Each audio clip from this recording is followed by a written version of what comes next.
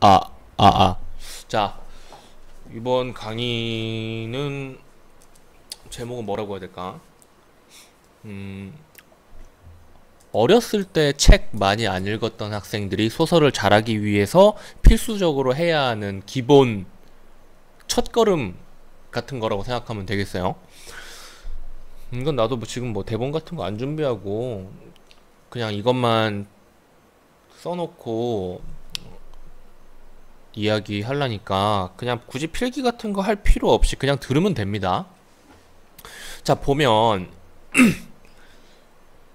뭐 소설의 3요소로 주제 구성 문체가 있고, 그리고 소설 구성의 3요소로 인물 사건 배경이 있다는데, 일단 보시면 일단 소설의 3요소부터 볼게요. 자, 주제랑 구성이랑 문체가 있는데 주제는 있잖아요. 그 소설을 전체를 다 봐야 확실하게 알 수 있죠. 왜냐면 그 작가가 그 주제를 말하기 위해서 그 소설을 쓴 거니까. 근데 우리는 어떻게 해요? 그 소설 전체를 보나요, 시험 때? 아니면 그 소설의 일부를 보나요? 그쵸? 일부를 보죠. 그 일부가 바로 구성이에요. 소설의 구성, 뭐라고 해야 될까? 구성된 소설의 일부분을 보고 있는 거죠. 그렇기 때문에 이 구성이 정말 중요한 거고, 왜냐면 우린 일부분을 보는 거기 때문에. 그리고 문체 같은 경우에는 굳이 신경을 쓸 필요가 없습니다. 그냥 읽고 이해를 하면 돼요. 왜냐면은 문체에서 특별한 부분들은 문제에서 나올 거예요. 그리고 이 주제에서도, 문체에서도 우리가 딱 보고 한 번에 전부 다 파악할 수가 없단 말이에요. 그럼 어떻게 해? 보기를 통해서 줍니다. 이걸 통해서 간접적으로 정보를 추가로 받고 나서 푸는 문제가 나올 거예요. 그렇기 때문에 주제랑 문체에 대해서 우리가 지문을 읽으면서 파악할 수 있는 건 솔직히 쉽지가 않고요. 우리는 이 소설 구성에 집중을 해야 됩니다. 주제를 효과적으로 표현하기 위해 사건을 질서 있게 혹은 섞어가지고 작가가 배열을 해 놨는데, 그 배열해 놓은 것 중에 일부를 우리가 보고 있기 때문에 우리는 소설 전체를 보고 있는 게 아니라 구성된 소설의 일부분을 보고 있다는 거예요. 그렇기 때문에 소설의 3요소는 별로 신경 쓸 필요가 없습니다. 암기할 필요도 없어요. 내신 때는 당연히 해야겠지만. 자, 그래서 이 두 녀석을 이렇게 그냥 찍 그어버리고 얘를 이쪽으로 내리면 소설 구성의 3요소로서 인물, 사건, 배경이 남습니다. 그런데 이 인물, 사건, 배경은 단 몇 줄, 뭐 비문학으로 치면 한 문단, 단 한 줄, 두 줄, 세 줄에서도 나올 수가 있어요. 그렇기 때문에 우리는 인물, 사건, 배경에 대해서 집중을 해야 되는데, 이 오른쪽에 써져 있는 거 그냥 한번 읽어보시고요. 안 읽고 넘어가지 말고 그냥 읽어보세요. 하지만 외울 필요는 없습니다. 읽고 이해하면 돼요. 인물, 사건, 배경이라는 것이 있어요. 이제 이거 지울게요.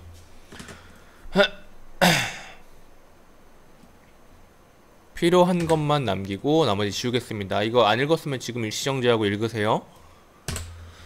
자, 그래서 결국 우리한테 필요한 거는 이건데, 이거는 이제 아까 처음에 얘기했죠. 어렸을 때 뭐 소설 아니면 책을 많이 안 읽은 학생들이 소설을 잘하기 위해서 해야 하는 첫걸음 아니면 필수적인 기본 기초 단계라고 이야기를 했는데, 이걸 어떤 식으로 해야 되느냐?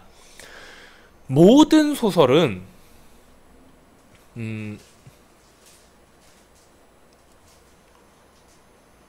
두 개로 나뉘어요. 그게 뭐냐면, 모든 소설은 어디다 쓸까? 여기다 쓸까? 여기다 쓸까? 여기다 쓸게요. 대사와 대사 아닌 것으로 나뉩니다. 사실 모든 소설이 아니라 모든 산문, 운문, 시 같은 운문이 아니라 모든 산문은 대사와 대사 아닌 것으로 나뉘어요. 이 대사와 대사 아닌 것을 통해서 인물에 대한 설명, 사건에 대한 설명, 배경에 대한 설명이 이루어지는 겁니다. 그리고 인물, 사건, 배경에 대한 설명, 인물, 사건, 배경의 이동, 인물, 사건, 배경의 변화에 대한 설명이 대사에서 나올지 대사 아닌 것에서 나올지 잘 모르죠. 정확히 몰라요. 인물이 우리는 그렇게 어디로 옮겼다라고 했으면 배경이 옮겨지는 거였고, 뭐 다른 것들도 그 비스무리하게 전부 다 이루어질 수가 있는 거죠. 그렇기 때문에 이건 뭐 대사 아닌 것은 어디서는 뭐 서술이라고도 하고, 뭐 제시문, 뭐 극수필 이런 데서는 제시문이라고 하기도 하는데, 굳이 막 이걸 엄밀하게 구분할 필요는 없고, 대사와 대사 아닌 것을 통해서 어떤 인물, 어떤 사건,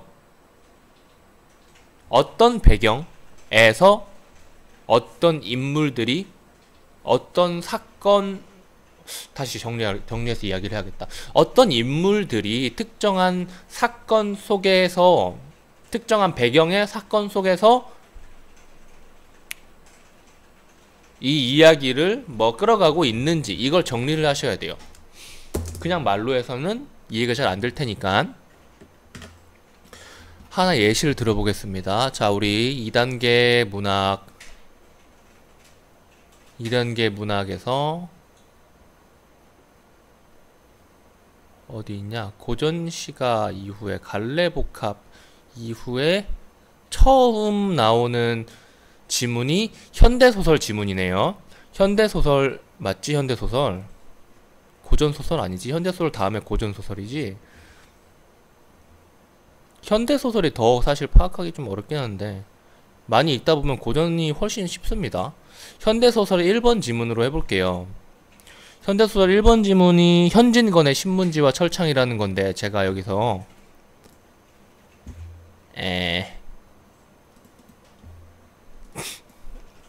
좀 긁어와 볼게요. 첫 부분만 확대를 좀 해가지고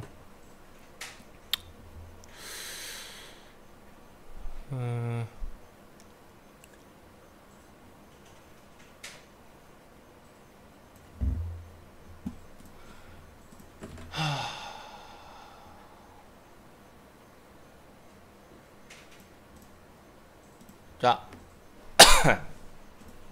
됐습니다. 이것도 그냥 지워버릴까?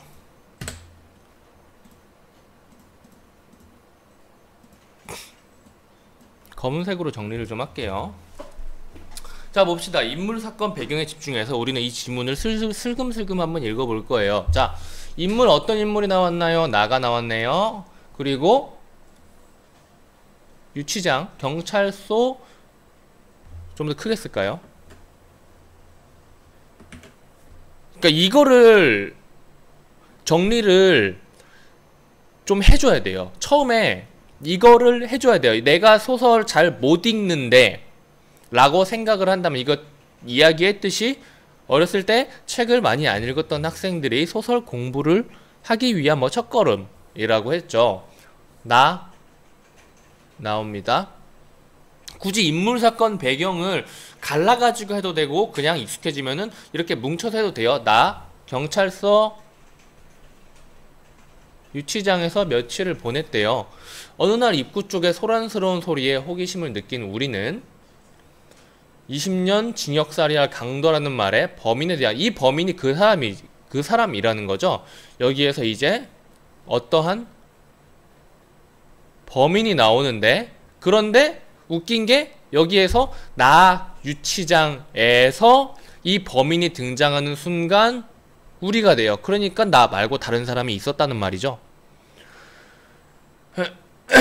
그러나 생각과 달리 막상 방 앞으로 끌려온 범인은 남루하고 가냘픈 노인이었습니다. 그리고 여기에서 앞부분의 줄거리가 끝나고 우리는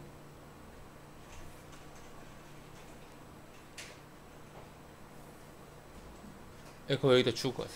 우리는 그 범인, 노인에 대해서 이야기를 합니다.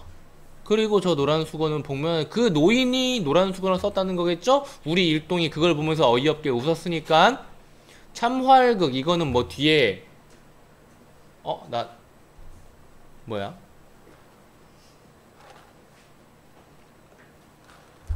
따뜻한 거 달라고 했는데 잠깐.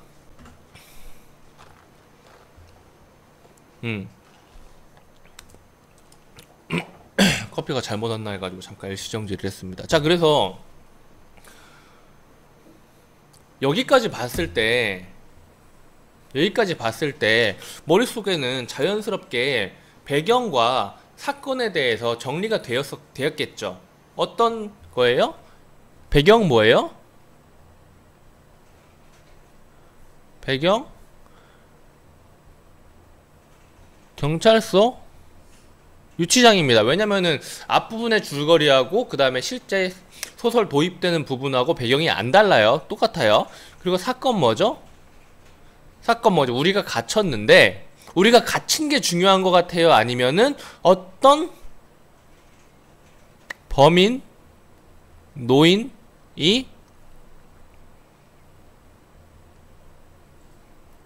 붙잡혀온 게 중요한 것 같아요. 당연히 이게 더 중요한 겁니다. 왜냐면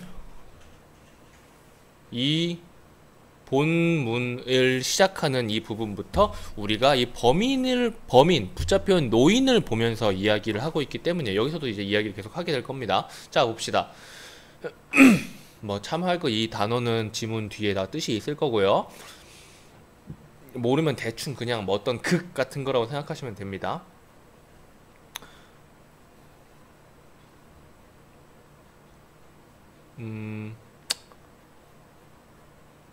여기도 이제 노인에 대한 설명. 이것도 노인의 대사.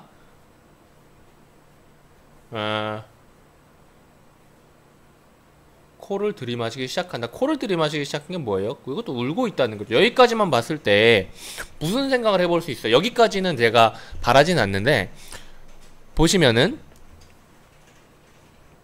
이 대사를 통해서 이 노인은 성격이 있어요. 성질 좀 있죠. 그런데 자기가 잡혀오면서 두고 온 누군가를 아마 지금 예상하는 겁니다. 잡혀오면서 두고 온 사람이 인식이인 것 같은데 이 인식이라는 사람이 이 노인이 돌봐주지 않으면은 아마 정상 생활을 할 수가 없는 사람일 거예요. 그렇기 때문에 이 인식이를 걱정하는 듯 하며 울고 있는 거죠. 그럼 뭐예요? 노인은 인식이를 걱정하는 거죠. 그렇다는 것은 노인은 정이 많은 성격일 가능성이 되게 높습니다. 분석은 이 정도 단계까지 하는 거예요. 그런데 여기까지는 솔직히 좀 쉽지가 않죠. 딱 요 정도만 정리를 해줘도 괜찮아요. 그러면서 여기에서 더 파악할 수 있는 부분들을 적어주셔야 됩니다. 손으로 직접 적어야 돼요. 눈으로만 보면 안 됩니다. 왜 안 되냐면 지금 여기까지 내가 썼던 모든 것들을 당연하다는 듯이 이걸 보면서 머릿속으로 떠올릴 수 있었다면, 무의식적으로 떠올릴 수 있었다면 안 해도 되는데 책을 많이 안 읽은 학생 중에서 그럴 수 있는 학생은 없어요. 그냥 없어. 그러니까 처음에는 연습을 해야 돼요. 잘하기 위해서는 귀찮아야 됩니다. 귀찮게 연습을 많이 할수록 빨리 잘해져요. 그래서 여기까지 봤을 때는 요 정도까지 정리가 될 거고요. 근데 이거는 뭐 스스로 최대한 많이 찾아내면 되는 거고, 그리고 요 정도는 굳이 안 가르쳐도 할 수 있는 겁니다. 그렇기 때문에 요 부분을 제가 그렇기 때문에 요 부분을 제가 강조를 한 거예요. 인물과 사건과 배경이 어떤 것이냐. 여기서 만약에 변동이 있느냐. 자, 여기서 노인이 점점 불쌍해 보이고요. 그리고 또 인시가 그리고 엉엉 울면서 누가 시끄럽다 그랬죠. 이거 좀 궁금하니까 이 다음 것까지 살짝 볼게요. 다음 것까지 슬쩍 읽으니까 이제 새로운 인물이 추가됐어요. 이 시끄럽다 시끄러워라고 한 사람이 우리 일행도 아닐 거고 울고 있는 노인도 아니겠죠. 누굴 것 같아요? 경찰일 거예요. 경찰이 달려와가지고 뭐라고 말을 했다고 지금 뒤에 나오고 있는데, 지금 순사라고 하죠. 순사. 이 순사 부분 말고 사건이나 배경이 바뀌는 부분을 좀 찾아봅시다. 그런데 이 노인이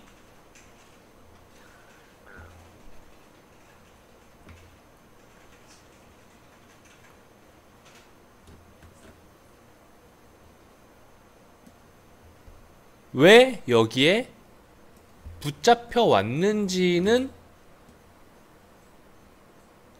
안 나왔어요. 노인이 왜 여기에 아니 안 나왔댄다. 노인이 왜 여기에 붙잡혀 왔는지 그 이유가 중략 전까지 나왔고요. 오케이? 노인이 왜 붙잡혀 왔는지, 왜 붙잡혀 왔는지 우린 모르잖아. 그 이유가 뭐 신문지를 훔쳐가지고 그렇게 됐다라는 것이 나왔고, 그리고 이 중략 이후 부분을 살짝 볼게요. 인물, 사건, 배경에 어떤 변화가 있는지. 자, 이놈은 한 번 먹었으면 준 것이지 한 끼에 두 번씩 먹어. 나쁜 놈. 그래서 제법 유창한 조선말로 집어세고는 다짜고짜 몸을 뒤지기 시작한다. 인물이 추가됐죠. 이건 사실 아까 추가된 사람이긴 한데 여기서 순사가 추가됐습니다. 그리고 우리는 이 순사가 하고 있는 것에 불쾌감을 느끼는데 아무도 노인의 뱃속 이외에 콩밥덩이가 튀어나오리라고는 꿈에도 생각지 않았으리라. 무슨 말일까요? 계속 읽어봅시다. 이 되나? 무슨 말인지 몰라요. 그냥 넘어가면서 읽어봅시다 하고 떼사발이나 긁어댈까로 구렛나룻은 비웃었다. 이 구렛나룻이 뭐 순사겠죠? 그러니까 우리는 이 순사가 지금 여기까지 예상을 했을 때 이 그 노인의 고이춤에서는 콩밥 뭉치가 발견되고 맞다. 그 노인이 콩밥 뭉치를 뭐 만들어가지고 자기 몸속에 숨겼는데 그걸 숨길 리가 없다라고 생각은 하지만 어찌됐건 간에 우리도 그렇게 생각을 하고 순사도 그렇게 생각은 하는데 순사도 어쨌든 간에 뒤지긴 하고 있는 거죠. 뭐 노인이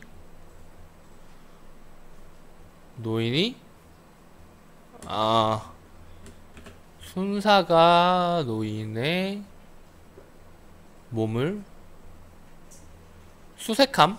요 정도의 사건이 되겠네요. 간단한 사건. 배경은 여전히 유치장입니다. 여기에서 이제 나오는 것이 뭐죠? 콩밥 뭉치가 그래서 콩밥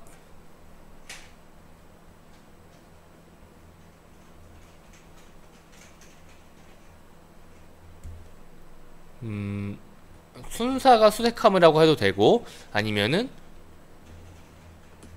노인의 몸속에서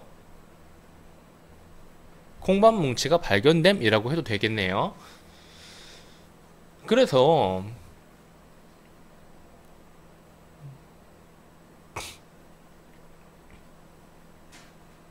이렇게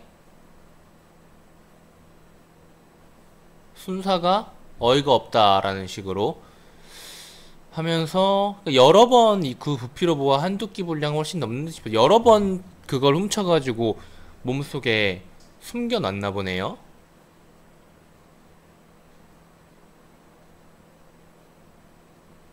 근데 이 콩밥을 왜 훔쳤는지는 뭐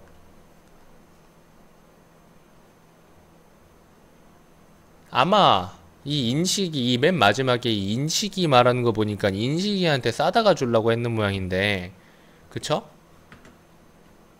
뭐 나머지 부분이 뭐 궁금하기는 하지만은 여기에서 이제 몇 줄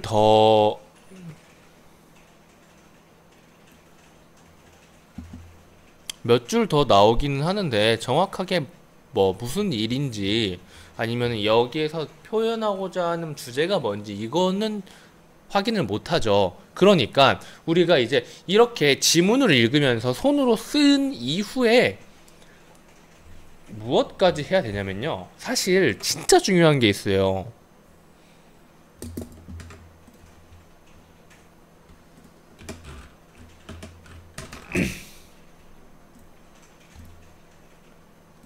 에... 1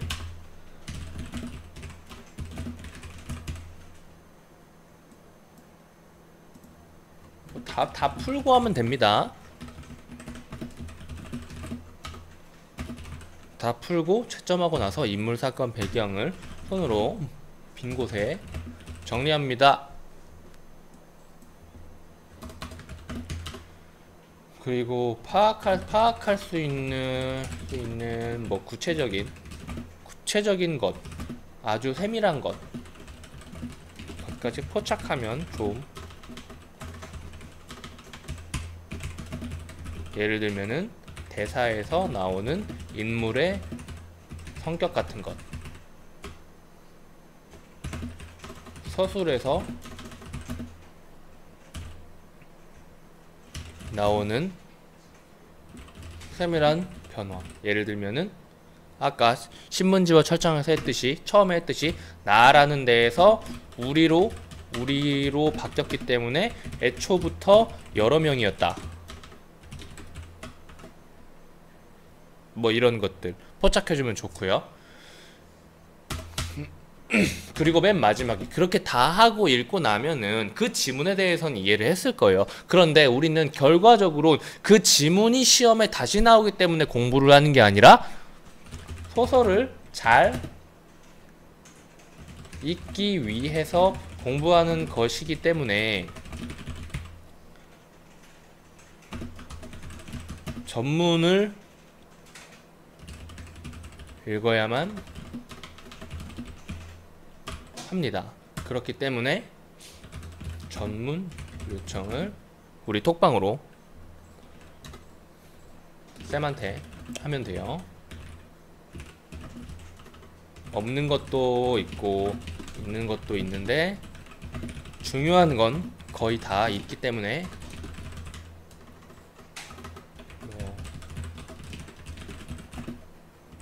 요청 열심히 하기 바랍니다. 이거를 수능 가까워질수록, 시험이 가까워질수록, 그리고 고학년이 될수록 이 3번 하기가 정말 힘들어져 가지고 안 하는데, 이걸 열심히 한 학생이나 열심히 안 한 학생이랑 소설 풀이라던가 소설 점수 같은 게 차이가 되게 많이 나왔어요. 많이 났어요. 그렇기 때문에 꼭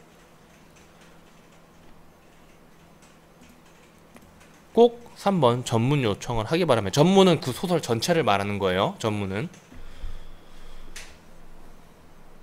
뭐 이거면 된 것 같네요. 요게 소설을 잘 읽고 잘 풀기 위한 가장 기본적인 거예요. 사실 여기에서 거의 다 끝난다고 보시면 돼요. 오케이, 여기까지. 이제 첫 지문에서 해보고 나서 첫 지문 전문까지 신청을 하고 첫 지문 정리한 것까지 보여주면은 해서 뭐 게시판에 올리고 전문 신청하면은 제일 더할 나위 없이 좋겠죠. 여기까지 하겠습니다.